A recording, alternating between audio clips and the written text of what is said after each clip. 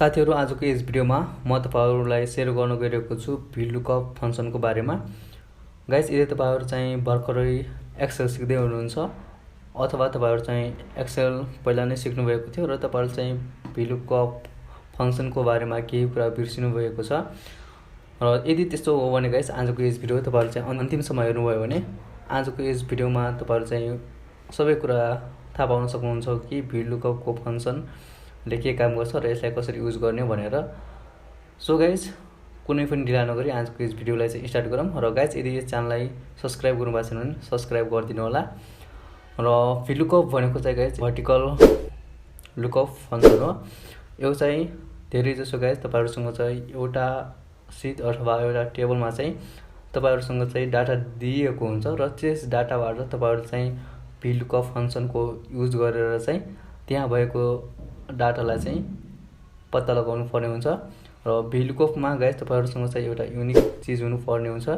जस्तै कि गाइस मसँग चाहिँ यहाँ एउटा डाटा रहेको छ यस सिट 1 मा चाहिँ र यहाँ चाहिँ मसँग चाहिँ स्टुडेन्टको सिम्बल नम्बर रहेको छ र स्टुडेन्ट नेम रहेको छ, पास मार्क, फुल मार्क र अब्टेन मार्क रहेको छ र यो चाहिँ मेरो सिट 1 मा रहेको छ। यो चाहिँ मसँग चाहिँ टोटल 200 विद्यार्थीको चाहिँ सिम्बल नम्बर रहेको छ र मलाई चाहिँ गाइस अर्को सिटमा चाहिँ सिम्बल नम्बर मात्रै दिएको छ र अब यही सिम्बल नम्बरको माध्यमबाट गाइस मैले चाहिँ यहाँ स्टुडेन्टको नेम र अब्टेन मार्क्स चाहिँ पत्ता लगाउनु पर्ने हुन्छ VLOOKUP फंक्सनको युज गरेर।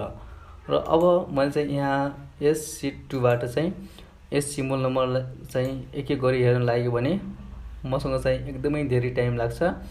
मैले चाहिँ त्यो सिम्बल नम्बरहरु खोज्दै यहाँ नामहरु र अब्टेन मार्क्सहरु यहाँ खोज्दै लेख्न लाग्यो भने मलाई चाहिँ यो गर्न एकदमै धेरै टाइम लाग्छ। त्यसैले गाइस हामीले चाहिँ यस्तो अवस्थामा गाइस VLOOKUP फंक्सनको युज गर्छौं र VLOOKUP अनि इन्टर गर्यो भने गाइस मेरो चाहिँ यहाँ फर्मुला अटोमेटिक आइहाल्छ र VLOOKUP bracket lookup value table array column index number range lookup भनेको छ र हामीले चाहिँ यही फर्मुला चाहिँ युज गर्छौं गाइस। यहाँ लुकअप भ्यालु भनेको छ, लुकअप भ्यालु भनेको चाहिँ हाम्रो लुकअप भ्यालु यहाँ रहेको छ गाइस सिम्बल नम्बर र यहाँ मैले चाहिँ लुकअप भ्यालुलाई इन्टर गर्छु र त्यसपछि कमा गरे र त्यति भइसकेपछि यहाँ टेबल एरे देख्न सक्नुहुन्छ र मेरो चाहिँ यस लुकअप भ्यालु भइसक्यो र यहाँ टेबल एरे बोल्डमा भएको छ। अब चाहिँ हामीले चाहिँ टेबल एरे ल्याउनु पर्ने हुन्छ। टेबल एरे भनेको चाहिँ गाइस तपाईहरुले चाहिँ कहाँबाट चाहिँ यस स्टुडेन्ट नेमलाई चाहिँ ल्याउन चाहनुहुन्छ त्यस भ्यालुलाई चाहिँ यहाँ सिलेक्ट गर्नु पर्ने हुन्छ। मैले चाहिँ सिट 1 मा जान्छु र यहाँबाट चाहिँ गाइस मैले चाहिँ स्टुडेन्ट नेमलाई चाहिँ त्यहाँ ल्याउनु पर्ने छ। त्यसैले मैले चाहिँ कन्ट्रोल शिफ्ट डाउन एरो र राइट एरोलाई क्लिक गर्छु। यो चाहिँ गाइस मैले चाहिँ यहाँ सिलेक्ट गरिसके सबै सिम्बल नम्बर र नेमलाई र त्यति भइसकेपछि गाइस मैले चाहिँ यहाँ मेरो फर्मुला चाहिँ टेबल एरे भनेको यहाँ फर्मुला आइसकेको छ। सिलेक्ट गरिसकेपछि र मैले चाहिँ F4 इन्टर गर्छु किनभने गाइस F4 मैले चाहिँ इन्टर गर्यो भने त्यहाँ डलर साइन आउँछ। डलर साइन आउनु भनेको गाइस तपाईहरुको त्यस फर्मुला चाहिँ लक हुनु हो।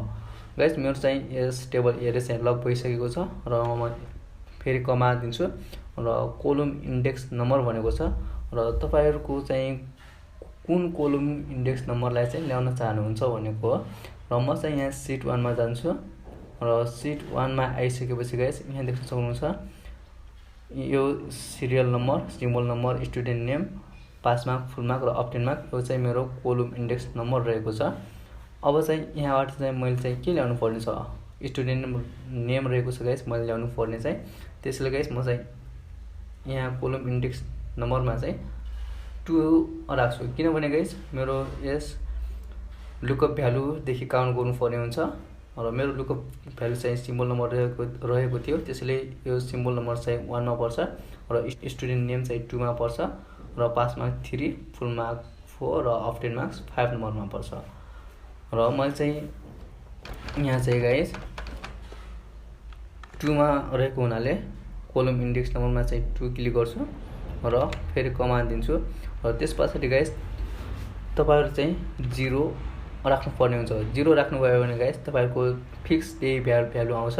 यदि तपाईहरु चाहिँ 1 राख्नु भयो भने सेम त्यही खालको भ्यालु अरू पनि आउँछ। त्यसैले गाइस म चाहिँ फिक्स त्यही भ्यालु नै चाहिएको हुनाले यहाँ 0 इन्टर गर्छु र इन्टर गरिदिन्छु। र त्यति गरिसकेपछि गाइस मेरो चाहिँ यहाँ यो सिम्बल गरेको व्यक्तिको नाम चाहिँ विक्रम रहेको थियो।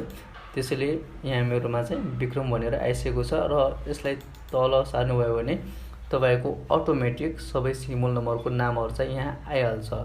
र सेम प्रोसेसले गाइस तपाईहरु चाहिँ यहाँ यस विक्रमले चाहिँ कति मार्क्स अब्टेन गर्यो भनेर ल्याउन चाहनुहुन्छ भने सेम त्यही मेथड रहेको छ। यसमा पनि सेम त्यही युज गर्नु होला, vlookup भनेर। र त्यति गर्नुभयो भने गाइस तपाईहरुको फर्मुला यहाँ सो भइहाल्छ र लुकअप भ्यालु यही रहेको हुन्छ हाम्रो पनि सेम।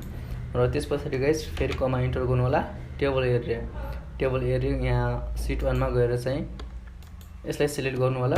म यसलाई फेरि सिलेक्ट गर्छु र त्यति गरिसकेपछि यहाँ जानु होला र F4 इन्टर गर्नुभयो भने तपाईको चाहिँ यहाँ लक हुन्छ र फेरि कमा राख्नु होला। र हाम्रो अब्टेन मार्क्स चाहिँ 5 मा रहेको थियो, 5 कोलम इन्डेक्समा रहेको थियो। त्यसैले यहाँ 5 इन्टर गर्छु म फेरि र फेरि कमा राखेर चाहिँ मलाई चाहिँ फिक्स भ्यालु चाहिएको छ। त्यसैले 0 इन्टर गर्छु र ब्र्याकेट बन्द गरिदिन्छु र त्यति गरी चाहिँ इन्टर राख्छु। र यहाँ देख्न सक्नुहुन्छ विक्रमले चाहिँ 75 मार्क्स चाहिँ अब्टेन गरेको रहेछ। र सेम प्रोसेसले गाइस म यसलाई तल सार्दिन्छु र यहाँ देख्न सक्नुहुन्छ यस सिम्बल नम्बर गरेको व्यक्तिको नाम र अब्टेन मार्क्स यहाँ आइसक्यो। र अब म यही सिट 1 मा जान्छु र म हेर्छु है त यस लुकअप फंक्सनले चाहिँ सेम त्यही भ्यालु ल्यायो कि नै। यहाँ देख्न सक्नुहुन्छ विक्रम विवश बिन्दु भनेर चाहिँ यस विक्रमले चाहिँ 75 मार्क्स अब्टेन गरेको थियो भने विवशले 76। यहाँ यस सिम्बल नम्बर चाहिँ गाइस मेरो चाहिँ त्यहाँ टेबलमा थियो र यहाँ देख्न सक्नुहुन्छ यही टेबलमा जे छ यहाँ पनि सेम त्यही नै आइसकेको छ। यसै गरी गाइस तपाईहरुले चाहिँ vlookup फंक्सनको युज गरेर चाहिँ धेरै कामहरुलाई एकैपटक थोरै समयमा गर्न सक्नुहुन्छ।